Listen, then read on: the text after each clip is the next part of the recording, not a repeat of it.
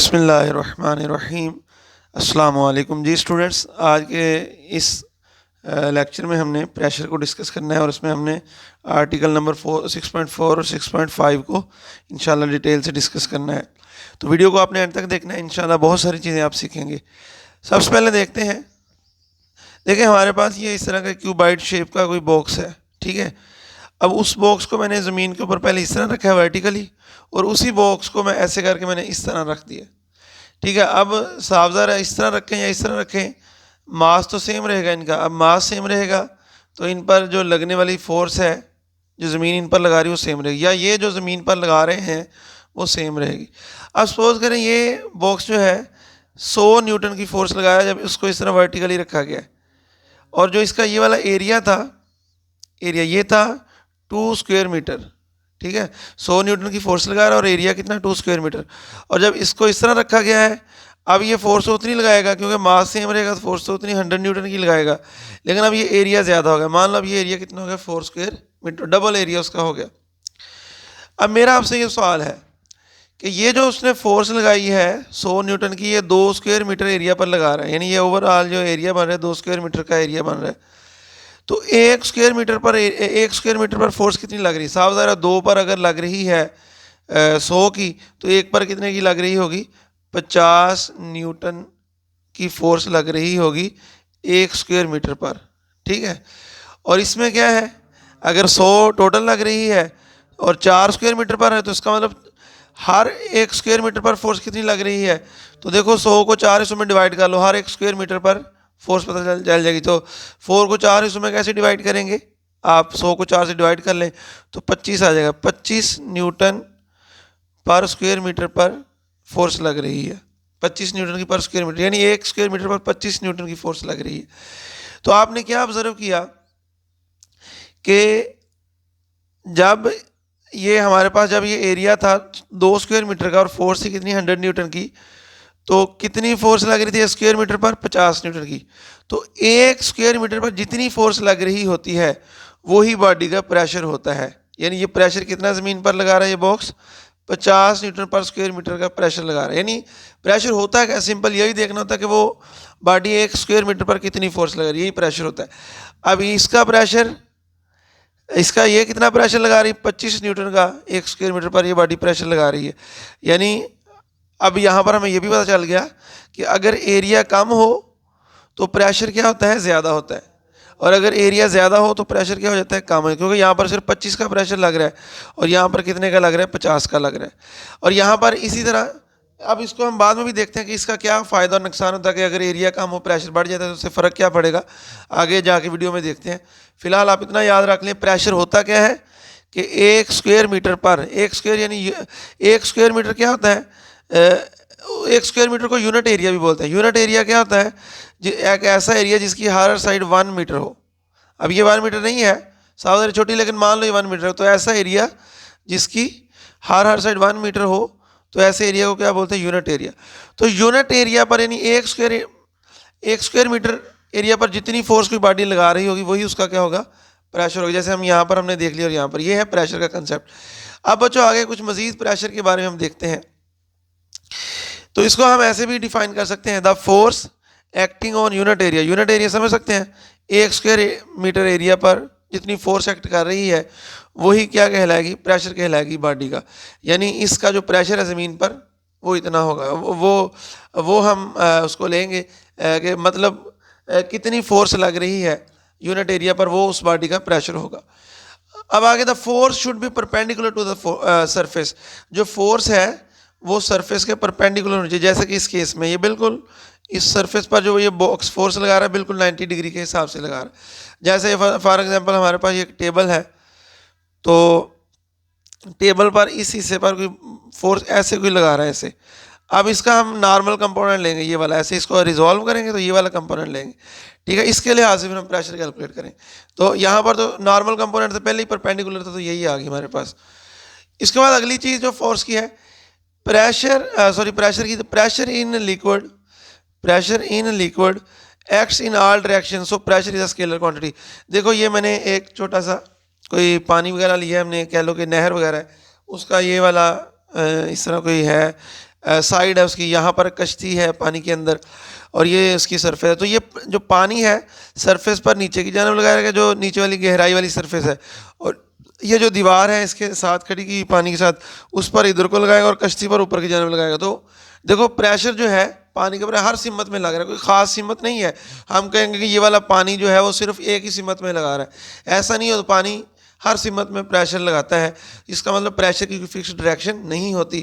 तो इस वजह से हम कह सकते हैं कि प्रेशर एक स्केलर क्वांटिटी है। इस बाद प्रेशर को अगर हमने कैलकुलेट कैसे करना, ये तो हमने वैसे फिजिकल देख लिया ना कि भाई कोई फोर्स एक यूनिट एरिया पर कितनी लग रही है वो उसका प्रेशर होता है। तो लेकिन बाकायदा इसको अगर हमने फार्मूले से कैलकुलेट करना है तो उसका फार्मूला क्या है, प्रेशर का फार्मूला क्या है, फोर्स लेनी है बटा एरिया लेना है। फोर्स कौन सी लेनी है, जिस सरफेस पर फोर्स लग रही है उसके ऊपर परपेंडिकुलर फोर्स लेनी है, ठीक है, और बटा कितने एरिया पर लग रही है वो लेना होता है। तो उन दोनों को डिवाइड कर लें, क्या आ जाएगा, प्रेशर आ जाएगा। अब प्रेशर का यूनिट क्या होगा, देखो फोर्स का यूनिट न्यूटन होता है, एरिया का यूनिट क्या होता है, मीटर स्क्वायर होता है। तो प्रेशर का यूनिट क्या होगा, न्यूटन पर मीटर स्क्वायर, एम की पावर ऊपर ले जाए ना, न्यूटन पर स्क्वायर, मीटर पर स्क्वायर। अब देखो न्यूटन पर मीटर स्क्वायर को एक नया नाम दिया जाता है जिसको बोलते हैं पास्कल। तो प्रेशर का यूनिट क्या हुआ, पास्कल भी एक हमारे पास यूनिट आ गया। ये न्यूटन पर मीटर स्क्वायर का उसी को नाम दिया गया पास्कल का। पास्कल एक साइंटिस्ट का नाम है, तो इस वजह से उसके नाम पर इसको ये प्रेशर का यूनिट उसके नाम पर रखा गया। आगे देखते हैं फिजिकल इफेक्ट क्या है प्रेशर का। वही बात जो मैंने आपको पहले बताई थी कि अगर एरिया स्मॉल होगा तो प्रेशर उस बॉडी का क्या होगा, ज़्यादा होगा, वो बॉडी ज़्यादा प्रेशर लगाएगी। अब इसका फ़ायदा क्या हुआ या इसका क्या असरात क्या होंगे प्रेशर के ज़्यादा होने से। If area is smaller than pressure will be greater. अगर एरिया स्मॉल होगा, थोड़ी जगह पर लग रहा है तो प्रेशर ज़्यादा हो जाएगा। जैसे अभी हमने वो एग्जांपल में देखा था, ये सादा सी एग्जांपल, भाई एरिया थोड़ा था, प्रेशर 50 का लग रहा था। अगर एरिया ज़्यादा कर दे तो प्रेशर भी कम हो गया। तो एरिया ज़्यादा करने से प्रेशर कम हो जाता है, एरिया कम करने से प्रेशर ज़्यादा होता है। तो if area is smaller than pressure will be greater, तो प्रेशर क्या होगा, ज़्यादा होगा। And the object will press more strongly the surface, और जो ऑब्जेक्ट होगा उसको, ज़मीन को या जिस पर वो प्रेशर लगा रहा है उसको ज़्यादा इस तरह प्रेस करेगा ताकत से। And making easier to cut, और ये जो प्रेशर होगा चीज़ों को क्या करने का काम आएगा, आसानी पैदा करेगा, किसके लिए, कट करने के लिए, पिर्स चीज़ को, किसी चीज़ को अंदर चुभोने के लिए, जैसे हम बोलते हैं चुभोना, किसी चीज़ को अंदर डालना, किसी सिंक डुबोने के लिए, आर डिफॉर्म द मटेरियल, और मटेरियल की फॉर्म को तब्दील करने के लिए। तो ये आसान हो जाएगा। अगर प्रेशर बढ़ जाएगा तो इन चीज़ों को करना क्या हो जाएगा, इसकी मदद से आसान हो जाएगा। या चीज़ें क्या होंगी, आसानी से कट जाएंगे अगर चीज़ का प्रेशर ज़्यादा है। आइए इसकी कुछ हम मज़ीद हमारी बुक में कुछ दी गई हैं डायग्राम्स, उसकी हेल्प से देखते हैं कि प्रेशर कम होने से क्या असरात होते हैं। देखो बच्चों, एक इंसान वो है जो ये वाली जूता पहनता है और एक इंसान ये वाला पहनता है। तो इसका जो सरफेस एरिया है जो ज़मीन के साथ अटैच हो रहा है ये सारा ही है, ठीक है। जिसे एरिया ज़्यादा हो रहा है तो प्रेशर कम हो जाएगा, जो जिसकी वजह से ये जूता ज़मीन को ज़्यादा ज़ोर से नहीं प्रेस करेगा और ज़्यादा ये अंदर को ज़मीन में धंसेगा नहीं। लेकिन अगर इसकी बात करें तो इतना का एरिया, अगर पीछे वाला एरिया उसके साथ अटैच हो रहा है ज़मीन के साथ, एरिया कम हुआ तो प्रेशर बहुत ज़्यादा। तो इसका मतलब ये एडी जो है बहुत ज़ोर से ज़मीन के अंदर चुभने की कोशिश करेगी बड़ी ताकत से, जिससे ये हो सकता है अगर ज़मीन कच्ची तो उसके नीचे धंस भी जाए। या दूसरे अल्फाज में ये बहुत ज़्यादा प्रेशर लगाएगी जिससे इसकी जो ग्रिप है वो ज़्यादा हो जाएगी ज़मीन के साथ, लेकिन इसकी ग्रिप उतनी कम होगी। लेकिन ये याद रखें अगर नरम ज़मीन है तो फिर इसकी मदद से चलना मुश्किल हो जाएगा और इससे चलना क्या रहेगा, आसान होगा क्योंकि प्रेशर कम लगे। इस तरह ये छुरी वगैरह से किसी चीज़ को काट, अब इसका जो नीचे वाला एरिया बहुत कम होता है, आपको पता है कितना कम होता है। तो आप थोड़ी सी फोर्स लगाते हैं तो वो हम उस चीज़ को काट लेते हैं इसकी मदद से, जिसका मतलब एरिया कम और उसका प्रेशर बहुत ज़्यादा बढ़ जाता है। तो ये भी एक मिसाल है कि प्रेशर कम होने से ये इसका असर होता है। इसी तरह यहाँ पर ये सुई वगैरह इसका जो नोक है इसका भी एरिया कम है तो प्रेशर बहुत बढ़ जाएगा जिससे ये आसानी से नीचे को धंस जाएगी। इसी तरह ये जो बलडोज़र्स होते हैं इसके नीचे टायर नहीं लगे होते, टायर अगर लगाएंगे तो एरिया ज़मीन के साथ क्या होगा, कॉन्टैक्ट का कम होगा तो प्रेशर बढ़ जाएगा जिससे ये ज़मीन के अंदर उतनी ज़्यादा धंसेगी। लेकिन जैसे इसके अंदर ये पट्टी वगैरह चेन लगाई जाती है जिसको पिलर ट्रैक्स कहते हैं, अब इसका एरिया ज़्यादा हुआ प्रेशर कम हुआ, तो प्रेशर कम होने से कुछ उतनी चीज़ वो ज़मीन में कम धंसती है तो वो आसानी से चलती है। इसी तरह जब हम नंगे पाँव चलते हैं और ज़मीन फ्लैट है तो हमारा जो ज़मीन के साथ एरिया अटैच होता है वो ज़्यादा होता है और हमें प्रेशर कम जो प्रेशर हम हमारी पाँव पर ज़मीन की वजह से। देखें, इसको मैं एक मिसाल से आपको समझाता हूँ। ये हमारे पास सीधी नरम ज़मीन है, इसके ऊपर हमने पाँव रखा है ऐसे, ठीक है, ये पाँव। अब इसका एरिया ये ज़्यादा है, तो ज़मीन हम ज़मीन पर फोर्स लगाएंगे, ज़मीन हमारे ऊपर फोर्स लगाएगी, लेकिन इतने एरिया पर लगाएगी। एरिया ज़्यादा होने से हमारे ऊपर प्रेशर क्या लगेगा, कम लगेगा। लेकिन जो ही अगर इस तरह के पथरीला इलाका है, पत्थर है, बजरी पड़ी, उसके ऊपर हम पाँव, नंगे पाँव रखेंगे, तो अब इसका एरिया बहुत कम है, जिससे इसका प्रेशर क्या होगा, बहुत ज़्यादा हो जाएगा और हम बड़ी यानी तकलीफ़ महसूस करेंगे इस तरह कंकरियों पर चलने के लिए। ठीक है, तो ये है प्रेशर का असरात अगर एरिया कम हो। अब आगे बेटा हमारे पास एक नया टॉपिक आ रहा है जो कि समझना आपके लिए बहुत ज़रूरी है। आइए उसको हम देखते हैं। हमारे पास इस तरह का एक लिक्विड है। चलो मैं बुक से दिखाता हूँ, हो सकता है ये डायग्राम अच्छी से नहीं बनी हो मुझसे, लेकिन यहाँ पर देखते हैं, ये एक बॉक्स है, बॉक्स के अंदर एक लिक्विड भरा हुआ है। हम चाहते हैं कि जो लिक्विड प्रेशर लगाएगा, कितना लगाएगा इस जगह पर, इस जगह पर, क्योंकि देखो अगर हम यहाँ का निकालना चाहें तो हाइट इतनी हुई, यहाँ का निकालना चाहें तो हाइट इतनी हुई, यहाँ का निकालना चाहे हाइट इतनी, तो यहाँ पर अगर निकालना चाहे तो इतना का मास है इसके ऊपर, तो प्रेशर पानी का इतनी का हाइट का, यानी ये इतना मास पानी का है इस जगह पर, इसके ऊपर इस जगह के ऊपर थोड़ा मास है। लेकिन यहाँ पर देखें पानी का मास ज़्यादा है, यहाँ देखें पानी का मास और ज़्यादा है, और नीचे चलें और ज़्यादा, यानी गहराई के साथ पानी का जो मास है उसके ऊपर वाला वो ज़्यादा होता है, जिसका मतलब प्रेशर भी बढ़ता जाएगा, क्योंकि ज़्यादा मास होने से फोर्स भी ज़्यादा लगेगी उस हिस्से पर पानी। यानी यहाँ पर हम रुकेंगे या यहाँ पर मैं पानी के अंदर ऐसे हाथ करूँगा तो इसके ऊपर वाला पानी कम है, और नीचे ले जाऊँगा तो पानी बढ़ जाएगा, तो पानी का जो प्रेशर है मेरे हाथ पर लगने वाला भी, यानी जितनी गहराई में जाते आएंगे तो वो प्रेशर भी पानी का क्या होता जाएगा, ज़्यादा होता जाएगा।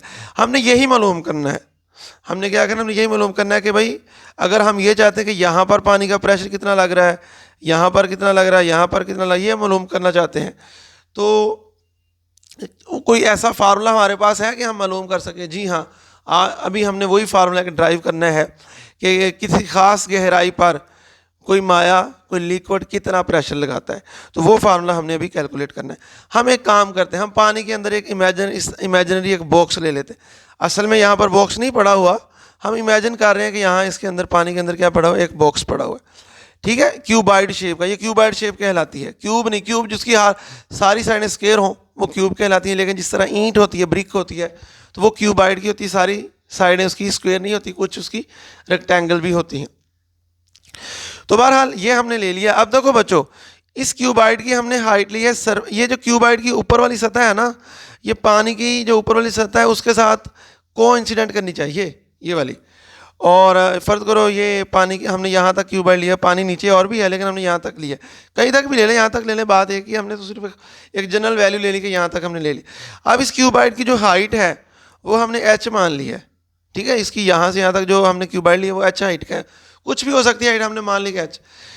अब इसका जो बेस एरिया है ये वाला, ठीक है ना, नीचे वाली सरफेस का एरिया, इसको बेस एरिया कहते हैं, वो a मान लिया हमने, और ये हाइट h मान ली। ये एरिया और हाइट इस वजह से हमने ली है क्योंकि जो क्यूबाइड होता है उसका जो वॉल्यूम होता है वो बराबर होता है area, base area multiply by height.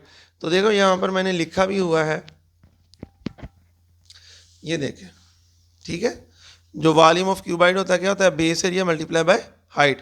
तो यानी v किसके बराबर हो जाएगा, एरिया मल्टीप्लाई बाय हाइट। यानी कि इस क्यूबाइड, यानी ये जो क्यूबाइड हमने लिया है इसका वॉल्यूम होगा v बराबर होगा AH के, ठीक है। और इस तरह बच्चों मास किसके बराबर होता है, मास बराबर होता है डेंसिटी मल्टीप्लाई बाय वॉल्यूम। ये अभी हमने पीछे पढ़ गए हैं पिछले लेक्चर में, तो वहाँ पर हमने एक फार्मूला ड्राइव किया था डेंसिटी का। डेंसिटी किसके बराबर होती है, मास बटा वॉल्यूम। डेंसिटी को रो से रिप्रेजेंट करते हैं, तो वॉल्यूम में तो जाके मल्टीप्लाई हो जाएगा, तो मास की वैल्यू आ जाएगी डेंसिटी मल्टीप्लाई बाय वॉल्यूम। ये मास की हमारे पास वैल्यू आ गई, ठीक है। अब बच्चों यहाँ पर हमने दो चीज़ें देख ली, हमें पता चल गया है कि इस क्यूबाइड का वॉल्यूम कितना है, AH के बराबर है। हमें पता चल गया है इस क्यूबाइड का मास किसके बराबर होगा, डेंसिटी कितनी है इसके अंदर जो पानी है उसकी, और इसका जो वॉल्यूम है वो, क्योंकि मास का फार्मूला होता है डेंसिटी मल्टीप्लाई बाय वॉल्यूम। तो हमें इस क्यूबाइड का हमें मास भी पता चल गया इतना होगा, और इसका जो वॉल्यूम है वो भी पता चल गया। ये दोनों चीज़ें हमें चाहिए, क्योंकि डेंसिटी में मास भी चाहिए होता है और वॉल्यूम भी चाहिए। आइए हम इसका फार्मूला ड्राइव करते हैं। तो बच्चों देखो इसका फार्मूला हम कैसे ड्राइव करेंगे, आइए देखते हैं। इसको यहाँ पर मैं रख लेता हूँ ऐसे। तो यहाँ पर सबसे पहले बच्चों लिख लो वॉल्यूम ऑफ, बाकी बाकायदा तौर पर तो आपने बुक से तैयार करना है इस सवाल को, लेकिन मैं यहाँ पर आपको एक्सप्लेन कर रहा हूँ। तो वॉल्यूम ऑफ क्यूबाइड अभी हमने देख लिया बच्चों कितना है, AH है। इसके अंदर मास कितना है, मास ऑफ क्यूबाइड, देखो क्यूबाइड का मास कितना होगा, अभी हमने फार्मूला देखा कितनी जो इसमें अंदर लिक्विड है उसकी डेंसिटी कितनी वो, और इस क्यूबाइड का वॉल्यूम कितना वो, तो वॉल्यूम हमने कितना ले लिया, V ले लिया। अब V की वैल्यू ये वाली AH है, क्योंकि ये असल में ये वॉल्यूम है, तो मैं इसको दोबारा लिखता हूँ V बराबर किसके आ गया, AH के। तो अब मास को हम M से लिख लेते हैं, ये वैसे डेंसिटी वैसे आ गई, और वॉल्यूम की जगह ये क्या पुट कर दें, AH पुट कर दे। लो जी हमारे पास मास का फार्मूला आ गया, यानी इसमें इतना मास पड़ा हुआ है इस क्यूबाइड के अंदर। अब बच्चों बात ये है कि इस यहाँ का ये वाला एरिया हम निकालना चाहते हैं कि इस सरफेस पर इस क्यूबाइड की वजह से कितना एरिया लग रहा है, कितना प्रेशर लग रहा है। तो यहाँ वाला प्रेशर हम कैलकुलेट करना चाहते हैं, ये जो नीचे सरफेस है ना, तो इस सरफेस पर पूरे पूरा क्यूबाइड कितना प्रेशर लगा रहा है, तो इसको हम कैलकुलेट करना चाहते हैं। ठीक है, तो प्रेशर का फार्मूला अप्लाई करें, force multiply by force divide by area, तो यही प्रेशर का फार्मूला है ना। तो अगर हमने प्रेशर देखना है इस पर कितना लग रहा है, तो हम, अब बात यह है कि हमें चाहिए फोर्स और हमें चाहिए एरिया। ठीक है, फोर्स इस पर कितनी लग रही है ये हम देखना चाहते हैं। देखो बच्चों, इस पर जो फोर्स लग रही है उतनी ही लग रही है जितनी इस पूरे बॉक्स को ज़मीन अपनी जानब नीचे खींच रही है। ठीक है, ग्रेविटी इस पर एक्ट कर रही है, तो सावधान है, जितनी ग्रेविटी इस पर फोर्स इसको लगा रही है अपनी जानब, जितनी ग्रेविटी जितने ज़ोर से खींच रही है उतनी ही फोर्स इस पर लग रही। अब किसी बॉडी पर ग्रेविटी कितनी फोर्स लगाती है ये हमने बार बार पढ़ा हुआ है, ये होती है वैल्यू mg। तो फोर्स की वैल्यू कितनी आ गई mg, और नीचे एरिया वैसे का वैसे। अभी हमने बच्चों m की वैल्यू अभी हमने बनाई है, ये देखो रो AH बनाई है ना, तो हम यहाँ पर m की वैल्यू पुट कर देंगे, क्या है रो AH, और नीचे a वैसे का वैसे, और ये जो g है ये भी वैसे का वैसे। हमने ये m की वैल्यू बस पुट की है। अब क्या होगा, ये A से कट गया, पीछे क्या रह गया, P बराबर रो HG।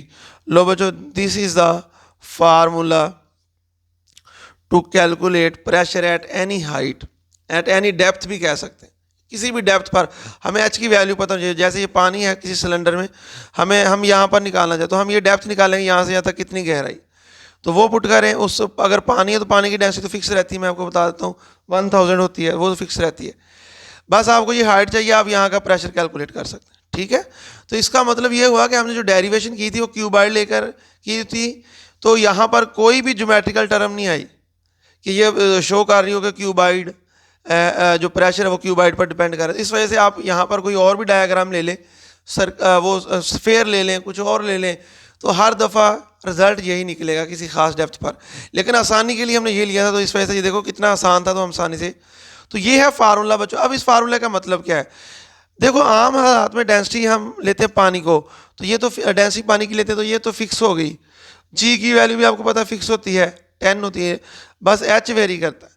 तो इसका मतलब जो माया का जो प्रेशर है, लिक्विड का प्रेशर है, वो डेप्थ पर डिपेंड करता है, जितनी ज़्यादा डेप्थ उतना ज़्यादा प्रेशर होगा। आइए इसको एक और हम एक डायग्राम से हम इसको देखते हैं कि किस तरह डेप्थ के बढ़ने से प्रेशर भी बढ़ता है। बच्चों ये हमारे पास एक टैंक है, उसके अंदर पानी है, हमने यहाँ पर 3 सुराख किए, ये वाला सुराख किया, ये वाला सुराख किया और ये वाला सुराख किया। तो जब इसको हमने खोला इन तीनों सुराखों, ये वाला जो सुराख है यहाँ से पानी सबसे आगे गया। क्यों आगे गया, क्योंकि यहाँ पर प्रेशर भी ज़्यादा है। अभी हमने एक फार्मूला देखा है, जो माया में प्रेशर होता है वो किसके बराबर होता है, रो HG के बराबर होता है। तो इसका मतलब यहाँ की जो डेप्थ है वो सबसे ज़्यादा है, तो यहाँ का प्रेशर भी ज़्यादा। अब यहाँ का जो प्रेशर ज़्यादा है, तो इस तरफ जो प्रेशर लगेगा जब जैसे इसको खोलेंगे तो वो बहुत दूर इसको ले जाएगा। ठीक है, प्रेशर ज़्यादा होने की वजह, यहाँ प्रेशर कम है तो वो उतनी दूर उसको नहीं लेके जाएगा, और यहाँ और कम हो जाएगा और वो उसको और कम लेके जाएगा। अब ये नीचे को क्यों आएगा, जाना तो ऐसे जैसे लेके, क्योंकि इस पर ग्रेविटी एक्ट कर रही थी, इस वजह से ये नीचे को आया है। तो ये है बच्चों, यहाँ इस एग्जाम्पल को हम फिजिकल भी देख सकते हैं। इसी तरह अगर हम समुंदर में बहुत नीचे जाएं तो प्रेशर उसका उतना ज़्यादा बढ़ता जाएगा। तो जहाज़ इस तरह डिज़ाइन किए जाते हैं कि जब ये बहुत नीचे जाएं तो ये उतने प्रेशर को बर्दाश्त भी कर लें, इस तरह डिज़ाइन किया जाए। अब कुछ मज़ीद हम एक दो न्यूमेरिकल एग्जांपल देखते हैं प्रेशर की, ठीक है। आइए देखते हैं कि किस तरह हम ये प्रेशर का जो फार्मूला है रो एच जी हमने निकाला है, किस तरह हम इसको यूज़ कर सकते हैं। हमारे पास बच्चों एग्जांपल है, calculate the pressure of column of mercury. Column इस तरह होता है, ऐसे कोई लंबी ट्यूब होती है, इसको कॉलम बोलते हैं, ठीक है। अच्छा, calculate the pressure of column mercury 76 metre high, ठीक है। इसका हमने प्रेशर कैलकुलेट करना है जिसकी हाइट कितनी है 76 मीटर, यानी यहाँ पर हमने प्रेशर इसका कैलकुलेट करना है जो जिसकी हाइट इतनी है 76 सेंटीमीटर, और डेंसिटी ऑफ मरकरी इतनी है, उसने मरकरी की डेंसिटी भी बता दी। तो हम डाटा लिखते हैं, डेंसिटी रो की वैल्यू डेंसिटी से रिप्रेजेंट की जाती है। एच उसने 76 सेंटीमीटर बता दिया, उसको मैंने मीटर में कर लिया 100 से डिवाइड करके, और इसको बाद मैंने साइंटिफिक नोटेशन हमने इसको लिख लिया 7.6 × 10⁻⁻2 मीटर। बच्चों इस चैप्टर के लिए आपको साइंटिफिक नोटेशन अच्छे से आनी चाहिए। अगर आपको साइंटिफिक नोटेशन अच्छे से नहीं आती तो इस चैप्टर में आप इस चैप्टर के आप न्यूमेरिकल अच्छी तरह से नहीं कर सकते, ठीक है। साइंटिफिक नोटेशन को पक्का करें ताकि इस चैप्टर के कहीं भी आप हों तो आपको अच्छे से इसके न्यूमेरिकल आए। जिसको साइंटिफिक नोटेशन में लिखा 7.6 × 10⁻⁻2 मीटर। अब प्रेशर हमने कैलकुलेट करना है इतनी डेप्थ का, तो फार्मूला लगाए रो जी एच या रो एच जी, एक ही बात है, रो जी एच या रो एच जी। अब रो की वैल्यू पुट की ये, जी की वैल्यू 10 फिक्स होती है और एच की वैल्यू ये, इसको और इसको मल्टीप्लाई किया और 10 की पावरों को आपस में हल करके तो ये आपके पास एट द एंड ये आंसर आ जाएगा, ठीक है। इसको मैंने कैलकुलेशन नहीं किया, आप खुद कर लेना। इसको मल्टीप्लाई करें इसके साथ, जो भी आंसर है वो भी लिख लें और 10 की पावरों को हल कर लें, ठीक है। बाद में यहाँ पर जो आंसर है उसको भी साइंटिफिक नोटेशन में लिख लें, एट द एंड आपके पास ये आंसर है। अब मेरे पास कैलकुलेटर नहीं है, नहीं तो मैं आपको सारा यहाँ पर बता देता, नहीं तो टाइम ज़्यादा लग जाएगा।